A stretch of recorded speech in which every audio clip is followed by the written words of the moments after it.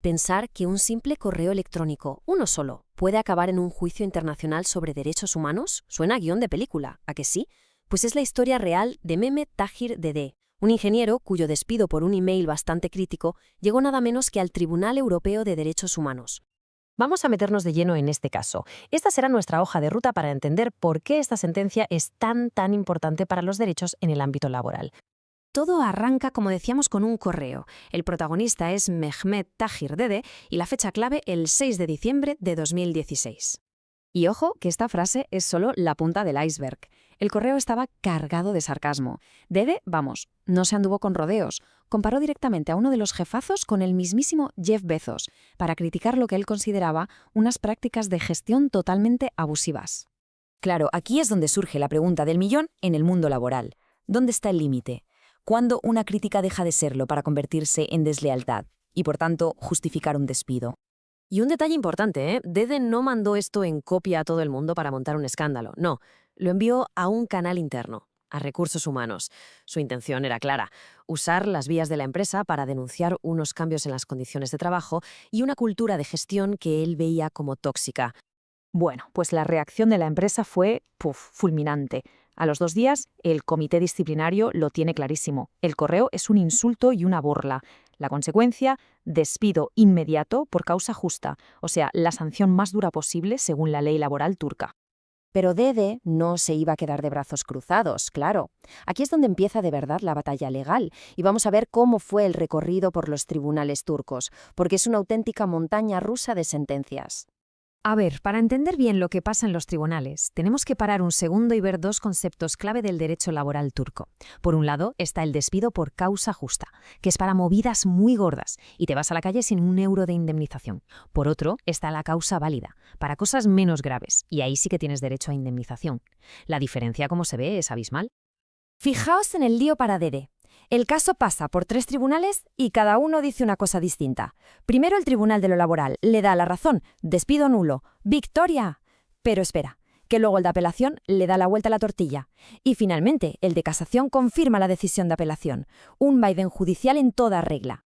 Y aquí, cuando en Turquía ya no le quedaban más puertas a las que llamar, Dede decide ir a por todas. Su última carta, Estrasburgo, el Tribunal Europeo de Derechos Humanos. Y esto nos lleva a un principio clave, fundamental, del sistema europeo de derechos humanos, el agotamiento de los recursos internos. ¿Qué significa? Pues muy sencillo. No se puede ir a Estrasburgo si antes no se ha peleado el caso en casa, en todos los tribunales del propio país, hasta llegar a la última instancia. Es un requisito indispensable, sí o sí. Es que, viendo esta cronología, uno se da cuenta de la auténtica odisea que fue esto. Fijaos, desde un correo en 2016 hasta una sentencia final en 2024. Casi 8 años. Una batalla legal larguísima que acaba en un tribunal supranacional. Pura perseverancia. Vale, y ahora entramos en el meollo. Es súper importante entender que el Tribunal Europeo no es un supertribunal de apelación que juzga otra vez los hechos. No. Su trabajo es otro. Analizar si el Estado, a través de sus tribunales, protegió correctamente los derechos fundamentales de Dede. En este caso, su libertad de expresión reconocida en el artículo 10 del Convenio Europeo. Exacto. Y esto conecta con otro concepto muy interesante, el de las obligaciones positivas del Estado. ¿Qué es esto? Pues que el Estado no solo tiene la obligación de no hacer, o sea, de no violar él mismo los derechos, también tiene la obligación de hacer, de proteger activamente a los ciudadanos para que otros, como una empresa privada, no violen sus derechos. El Estado es el garante final.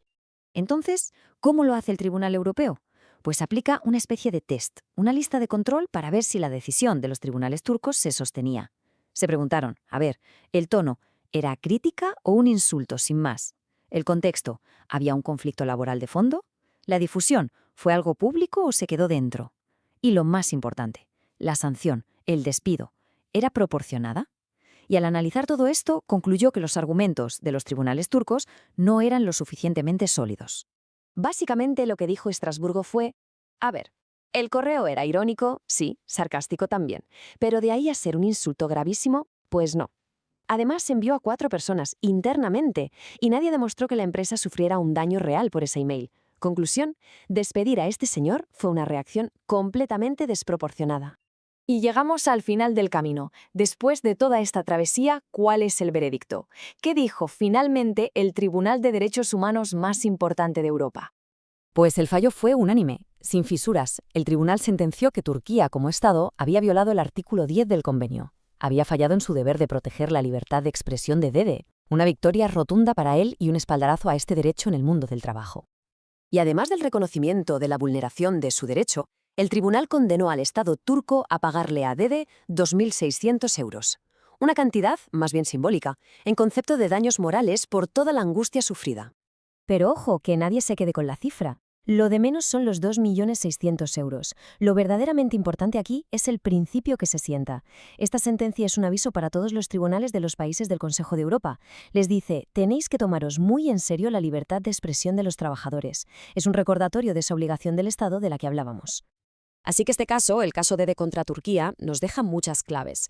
Pero la gran pregunta sigue ahí, y es más relevante que nunca. ¿Dónde pintamos la raya? ¿Dónde termina la crítica legítima y empieza la deslealtad? Un debate que desde luego está muy lejos de cerrarse.